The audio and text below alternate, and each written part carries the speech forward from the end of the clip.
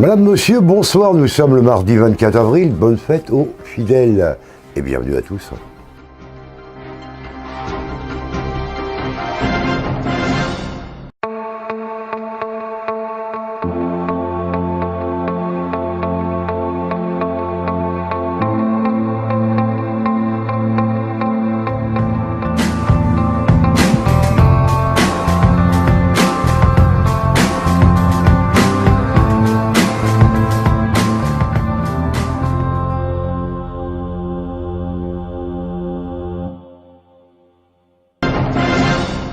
Nouveau dans notre région, Fine Alpaca. C'est de la vente directe de vêtements en alpaga et en coton pima. Le coton pima, c'est une matière naturelle très saine qui pousse au nord du Pérou. La laine d'alpaga était réservée à l'époque aux familles royales. Aujourd'hui, nous recevons donc Vincent Rio qui vient de créer un projet avec une démarche éco-responsable qui se nomme Fine Alpaga. Vincent, bonjour, ça va ? Bonjour, merci de me recevoir. Alors c'est quoi le Fine Alpaga? C'est une entreprise familiale, ça a été créé il y a peu de temps. Donne-nous un peu de détails, un peu d'informations. Fine Alpaga, c'est une entreprise familiale en effet, puisque mon épouse est péruvienne. Donc c'est une entreprise qui a été créée en début d'année, qui propose un site e-commerce de vente du produit du Pérou.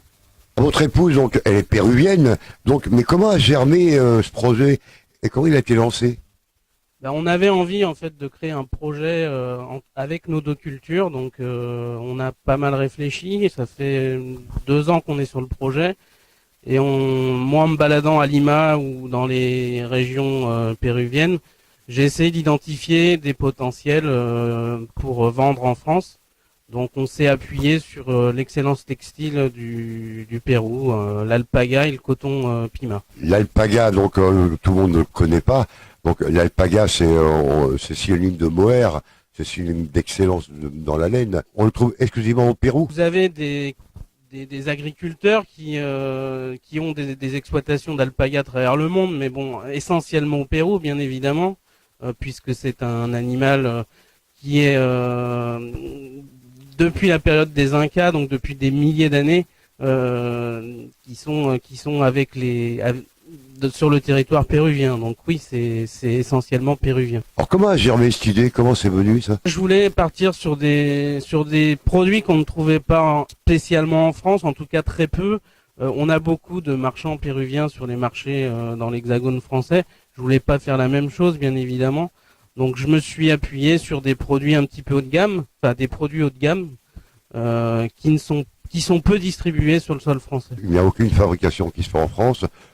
La laine vient du Pérou. Cette démarche est une démarche éco-responsable. Déjà, ça permet de faire travailler des milliers de familles sur place, hein, parce que la production d'alpaga, c'est des agriculteurs locaux. Donc ça permet aussi de faire travailler des familles péruviennes. Donc c'était créer un lien entre la France et le Pérou. Donc s'appuyer sur des productions locales, c'est une démarche éco-responsable puisque c'est de la fibre naturelle, hein, et ça fait travailler l'agriculteur local. Alors comment vous allez financer ce projet? Vous avez lancé une campagne participative sur Internet? Alors oui, j'ai lancé une campagne de financement participatif qu'on appelle crowdfunding dans le jargon, sur la plateforme Tudigo, qui est une plateforme qui est en partenariat avec la Chambre de commerce de l'Allier. L'idée de cette campagne, c'est de pouvoir nous aider à financer la collection printemps-été, parce qu'on arrive en pleine période de chaleur et que vendre des pulls au mois de juillet, c'est pas évident. Donc on a de toute façon un facteur saisonnier dans notre activité et la campagne de crowdfunding nous permet d'avoir un financement complémentaire, parce que bon, c'est pas que ça qui financera la collection, puisque c'est des produits encore une fois de haut de gamme, donc qui ont un coût aussi à l'achat, hein. On m'a donné un petit peu d'informations donc sur ce site. On fait un don. On a jusqu'au 7 mai. Si le 7 mai, la somme initiale n'est pas arrivée, tous les dons antérieurs sont perdus. Dans une campagne de financement participatif.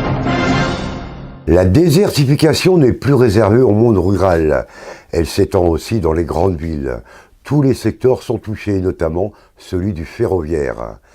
Afin de défendre ce secteur, un grand rassemblement de protestation est organisé le 28 avril dès 14 h au départ de la gare de Montluçon.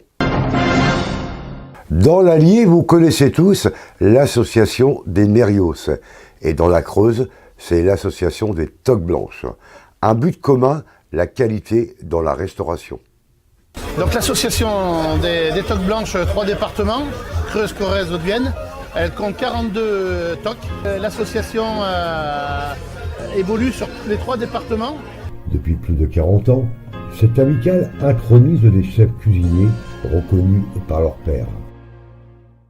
On se réunit régulièrement pour promouvoir la gastronomie limousine et à chaque chef de créer sa propre identité. C'est un tartare de bœuf bio dans le palestel assaisonné à la noisette, moutarde limousine, un peu de roquette, tabasco, capre, cornichon. L'amicale regroupe aujourd'hui 75 membres.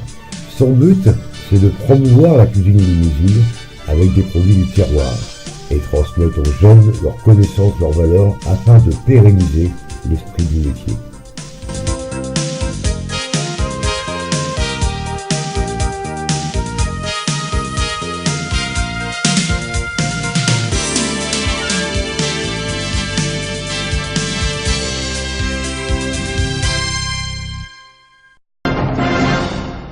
La saison des brocantes et des foires à tout est lancée. C'est toujours un moment très convivial. Les très nombreux chineurs et promeneurs sont à la recherche des objets rares. C'était ce week-end sur l'esplanade du vieux château des Bourbons à Montluçon. Alors que la réflexion est engagée par la mairie sur le devenir de l'esplanade du château des Bourbons, une brocante était organisée par l'association du vieux Montluçon. L'association du Vieux Montluçon, comme son nom l'indique, c'est une association qui a pour vocation de défendre et de mettre en valeur le patrimoine et notamment le patrimoine ancien du Vieux Montluçon. Le printemps donne le coup d'envoi des festivités et en préambule, une brocante très sélective ouvrait le programme de l'année à Montluçon. Avec l'argent qu'on peut récolter de la brocante, puisque c'est le but, le bénéfice de la brocante, on n'en fait pas des confitures, on le fait resservir. Donc, et puis les cotisations des adhérents évidemment, on les fait resservir à la restauration de bâtiments ou d'œuvres d'art, du patrimoine. Donc on a restauré des statues, on a restauré un certain nombre de portes en bois, etc. Donc on consacre quand même des sommes souvent importantes à la mise en valeur de notre patrimoine. Pas une foire à tout, mais une brocante avec des objets très insolites et très originaux. Une page de l'histoire. Un emplacement pour les pièces de 20 francs et un emplacement pour les pièces de 10 francs. Et en fait, c'était les porte-monnaies autrefois, les accrochés à la ceinture. Ah, ok. Ça aussi, c'est des objets.